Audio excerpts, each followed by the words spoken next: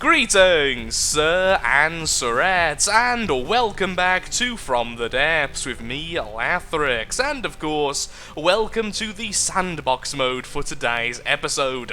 In today's episode, we are going to be taking a look at all of the forces I have created during this campaign, and we're going to do a bit of work on them. The reason being the Bloodletter and the Krill AI version have completely overridden all of my other forces. I am not using anything except for these two tanks, and that's incredibly boring. So we're going to have a look at them, we're going to improve them, and hopefully start including them in our current forces. In the description of this video there is still a straw poll link to decide who I am going to be fighting next. At the start of this video, or at least the start of recording this video, the Onyx Watch and the Onyx Watch Plus White Flyers currently are in the lead, and they keep on swapping for first place, so your vote certainly does count, and a lot of the other options are actually quite close as well. Again, at the start of recording this video, things can change quite wildly. So before we get into all that and spawn in our other tanks, our other vehicles, here we are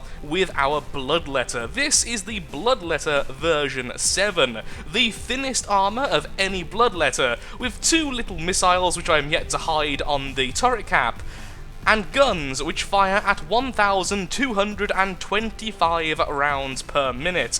This is a heavy-duty, high-damage version of the Bloodletter, or version, as I was trying to say then, which is going to be good against heavy armour. And to test this, we have spawned in one of the old Angrons, which has strength 5 shields, and double or triple thick heavy armour pretty much all around the insides. And let's see how long it takes to completely gut it.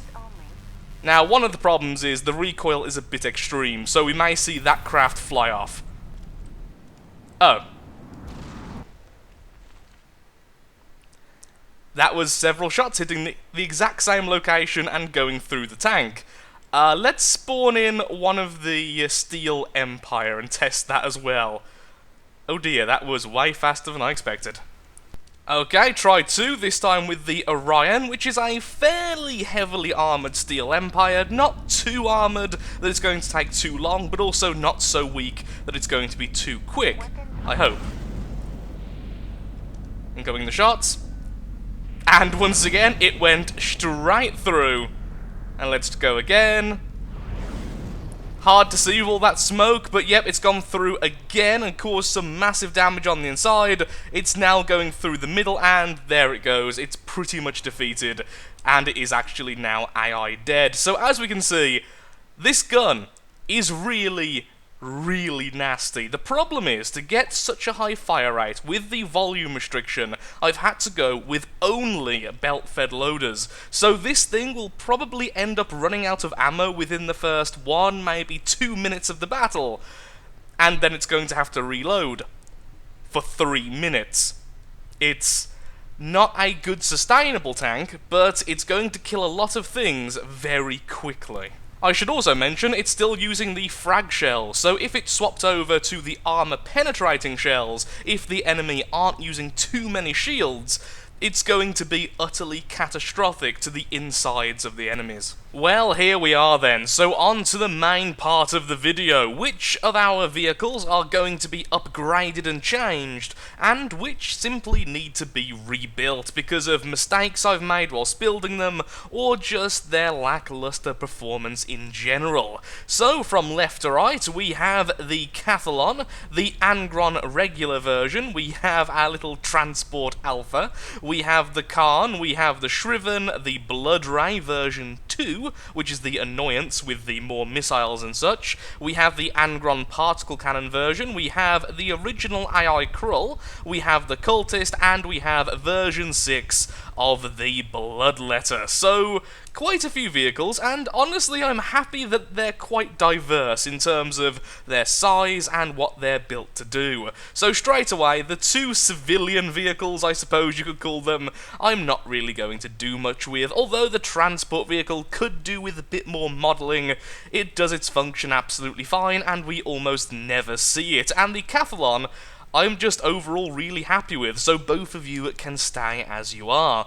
The Angron original type needs to be completely rebuilt. I'm going to build a new version which is more in the theme of the Scarab, one of the Steel Empire vehicles, because I think they have gone about building a heavy armoured tank in a much more logical and much more effective way.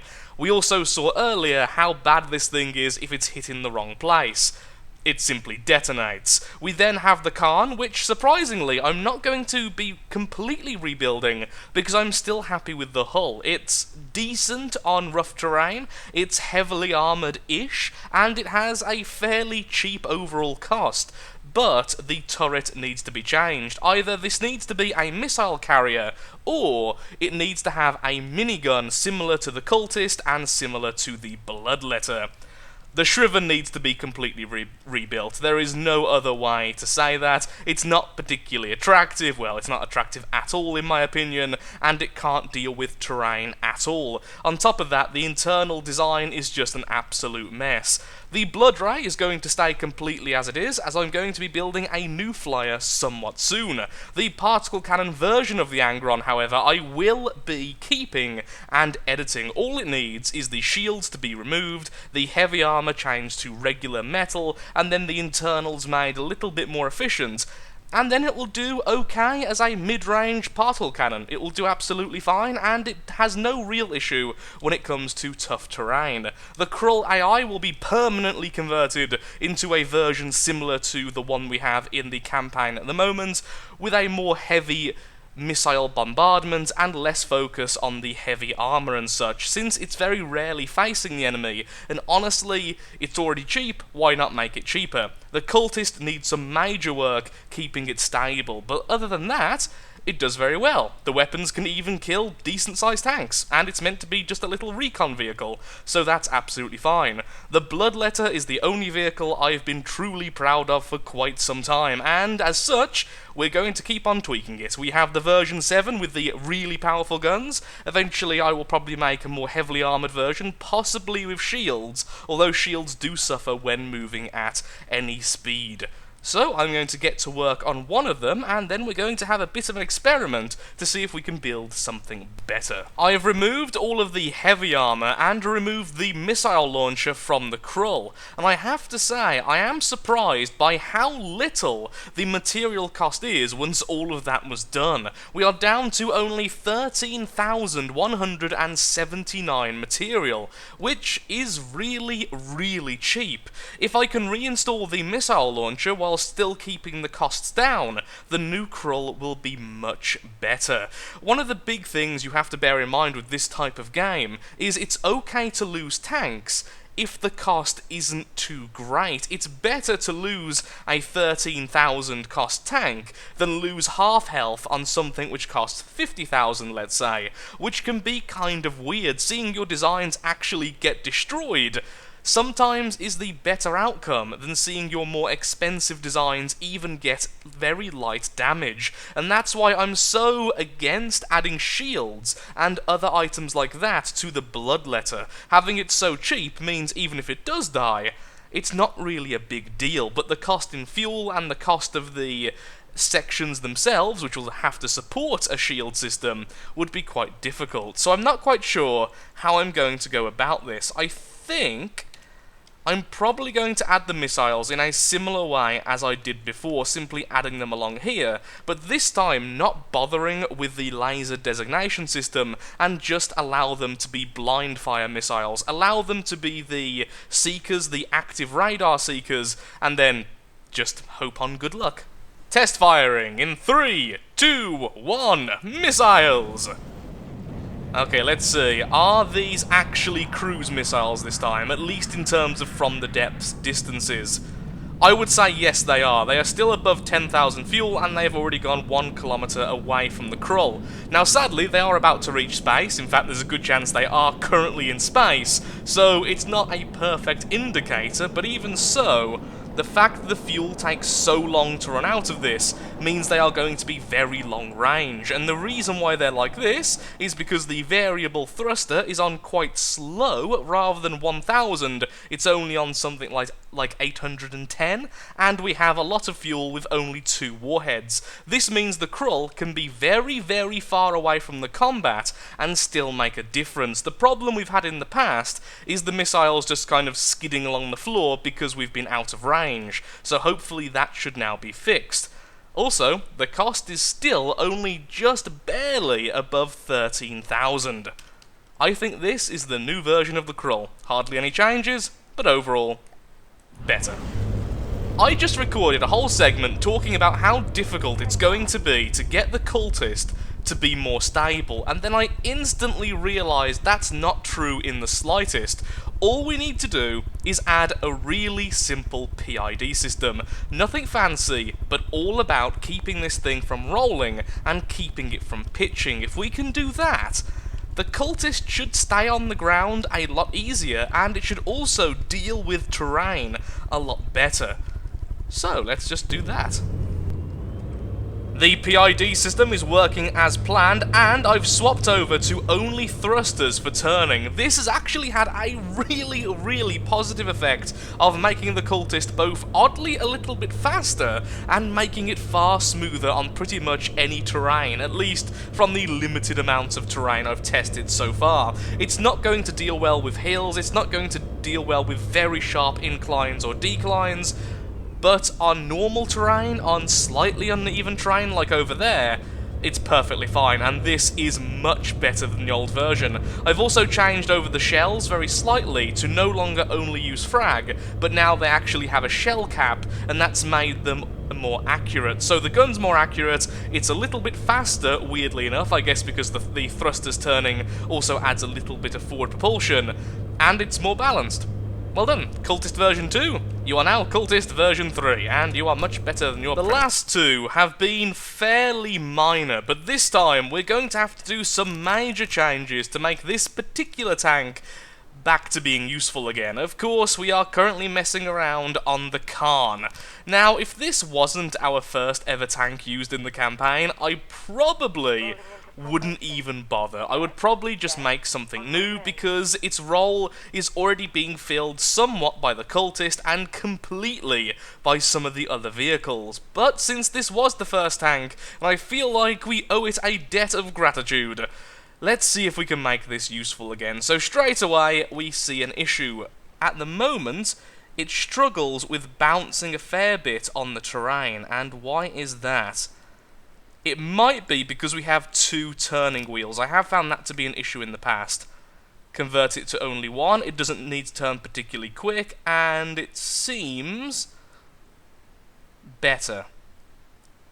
I will say the turning wheels and the regular wheels at the moment do still need quite a bit of work. What I could do is give it true tank controls. It would be a little bit more difficult than simply using the turning wheels, but that would probably solve quite a few of its problems. Okay, I think this is going to work. So, when the vehicle tries to yaw to the left, it is activating number 7 on the control element, which of course is mapped up here to G.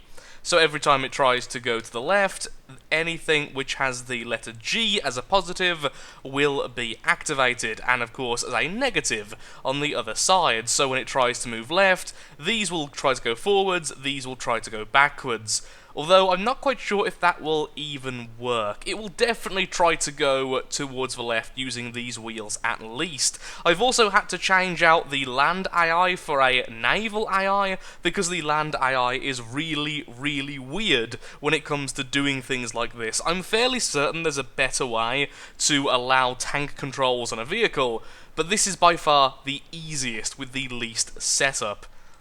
Okay? Fleet move, you should be trying to turn over here. Okay, yep, it is turning towards the left, and then it should straighten out by making these move forwards. So yeah, the wheels don't reverse, but that is working just fine. And as we can see, it isn't tipping over, because all of the turning is just coming from the standard propulsion. Oh, were those wheels actually going backwards then? So I didn't see these going forwards, but you definitely was turning. Either way, that's perfectly fine. The only problem with doing this is because it's using the naval AI, there's a very good chance it will go towards an enemy up to a very, very bad point. It may simply ram into the enemy if it can't understand the broadside angle, which it might not be able to do because it's not a ship, it's a tank. I've got a bit of an idea, so I've saved this base as simply Khan version 2 hull, because the hull itself, the chassis, whatever you want to call it, it works, it's functional, it's silly, we can use it later for different designs. But what we can do now is perhaps build up here a little bit, so that the player can sit in here and actually get out nice and easily, and we can reuse the spin block from the Krill. We add it somewhere like this. Normally putting it up would be easier so that we can simply make it roll downwards. That should work. So if we put that there, then we have a control block to make this thing go down as soon as it starts the fight. Let us put this here for now, since we're going to be building around here anyway. So spin blocks, spin to X degrees. Let's just test this out. So if I went to 40... No, let's have it a bit lower than that. Oh, not 90, something like 75 perhaps? Not 180, let's try that again. Too low. How about 55? 55 seems good. Okay, yeah, that seems alright. And then we can armor up the bottom here and make it look attached. And then we've essentially made a little mini Krill, which is still fairly cheap. And it's a missile launcher, which people will hate, but I will absolutely adore. Okay, let's go with that for now. We can always make something more complex later. So right now, I'm fairly happy with how the Khan is turning out. Although it does sort of look like a little house on wheels, we can alter that later. That's just aesthetics, we can always mess around with that before we bring it into the campaign. The one problem I do have is that right now, it's not really bringing anything unique into the fights, other than the fact I can actually see the missile silo from my seat, which is fairly nice, but not exactly combat relevant. It's just acting like a smaller version of the Krill. The Krill is already bringing long-range missiles into the fight, but this is just a smaller version of that. And now I've said that out loud, perhaps that could be quite a good thing. The reason why we're using the Krills at the moment is actually more for its missiles than its refinery. We only really need 1 or 2 at most in a group, and that's if we're using quite a few bloodletters. We don't need more than that, so a lot of simply space and resource is being wasted on using the Krill when we could be using something much smaller to bring the same amount of weaponry. And that is maybe where the Khan can actually fulfill a role. A very cheap missile carrier. As simple as that. It brings missiles, it brings a bit of long-range support, it's not going to be overly expensive. In fact, at the moment it's only around about 8,000, and I'm essentially done right now. And it has a pretty decent weapon. So I think what we're going to do is leave it somewhere like this. I'm going to quickly make sure the missile system will work. I'm going to hook it up into the AI, and then I'm going to add a small radar somewhere on the top of the vehicle. Since we're using the blind fire weapons, it doesn't really matter too much where we place it.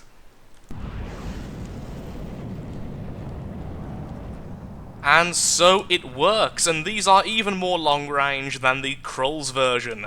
So that there is the entire firepower of the Khan, which is a little bit lacking, but if we were to add any more, what we would need is to add more ammunition barrels, which I'm not really overly comfortable on doing. Now, why did that one reload, but the rest haven't reloaded yet? That was far earlier than the others. What just happened? Oh, because I looked away because I'm manually firing. Okay, then that's just me going mad. Everything's working as intended. So that's what it is. The Khan is now a little mini Krill that's going to support our units from the very, very, very, very back lines. And I think that'll do okay. We can also make an advanced cannon version in the future. We could even just add the old Khan's weapon back, but work on making it a little bit better now that we have the tank controls. This is going to be one version, I feel, since the Khan's hull is very, very easy to make different versions of. Probably the last vehicle we're going to be upgrading today, because after this, we're going to have to do some complete redesigns. I think the aircraft will probably be the next thing we build, although I do really want to build a new Shriven. Today's episode was all about really upgrading the old, and later we will make some new. So, the next is the Angron Particle Cannon version 2. And boy, does this thing need some work. So the weapon itself, the turret itself, except for this lip here, is actually pretty good. It's a good weapon. It does a lot of damage when it hits, and it hits very reliably. It's decent at medium range, but that's where the problem comes in. The hull itself is still frail. Despite the fact it's so heavily armoured, if you hit it from the correct location, the entire thing blows up, which isn't really what I would like to happen. So what we're going to do is, for now, we're just going to remove the turret cap so we can do a bit of surgery. Goodbye, since thankfully I do have that saved as a prefab. And I'm going to open it up like a can, and then remove all of the heavy armour, replace it all with regular armour, and then change the engines inside either to a steam engine, maybe, or change it just for more fuel-efficient engines which don't blow up every 5 seconds. Another mistake I've done with this vehicle is this. I keep on forgetting that fuel storage tanks are not explosive, or at least they're not explosive in the way you might expect. And to showcase this, I'm going to put these here, and then I'm going to shoot them. And you'll see, it really isn't going to be what you may expect. Loud noise warning. Little bit late. The animation is there, but no damage is really done. It doesn't even set off other fuel tanks. So all of this heavy armour around the front here, just for the fuel tanks, is completely pointless and adding a lot to the cost of the vehicle. And thank you, little repair bots, for trying to repair the robot. So I'm going to get back to that. I'm going to destroy all of this. I'm going to strip out all the engines, and then let's see what we can do about making this more effective. I think steam engines are going to be nerfed in the not-so-distant future, because after hollowing out the Angron, like I just said I was going to, I decided to replace our fuel engines with this tiny little steam engine down here. Now this is a fairly inefficient design, to be perfectly honest. We could make this far better by extending the boilers rather than having several, and doing other things as well. But here's the thing, despite the fact it's not a very efficient design, look at how much energy we are producing. Every single one of these generators is producing around about 3,000 energy per second. Which means we are on around about 12,000 energy every second being produced, which is almost double the old Angron's energy output. Now, I have also checked by using the... By using the electric engine, and it seems like it's a fairly constant rate. By using the electric engine, it means we can convert the battery power into engine power, which means we can run this very inefficient shield over here, which is trying to load a shield up into the air, which, as you might imagine, takes up all of the engine power instantly. And even then, this is almost stabilising now at 3,121. This has stabilised at 3,080. This is at 3,119, and this is, again, stabilising fairly soon. I have also messed around using both the small compact turbines and the larger ones, which are these here, and honestly, I can't see a benefit to using the larger variant. I'm sure it's something to do with the fact we're using more volume. Perhaps it allows a longer cool-off period. If we suddenly lose the boilers, it will be able to keep on going for longer, or something like that. I can't find a reason online why you would want to use the larger version over the smaller version, but even so, it doesn't really matter too much because this is more than enough power. Now, the grand total in terms of cost of running this steam engine is only 300 resource per minute, which is nothing.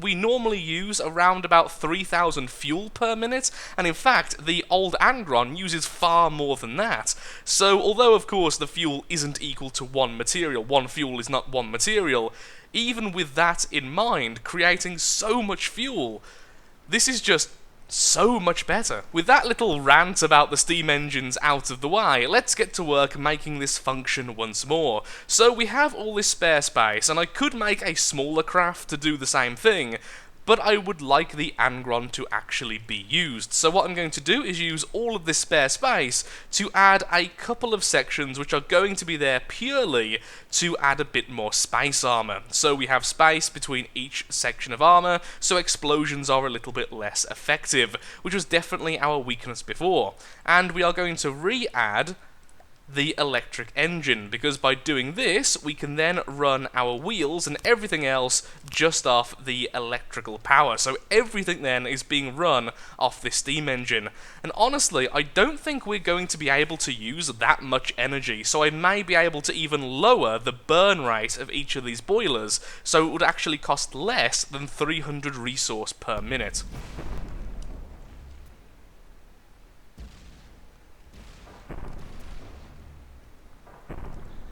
Well, that certainly works.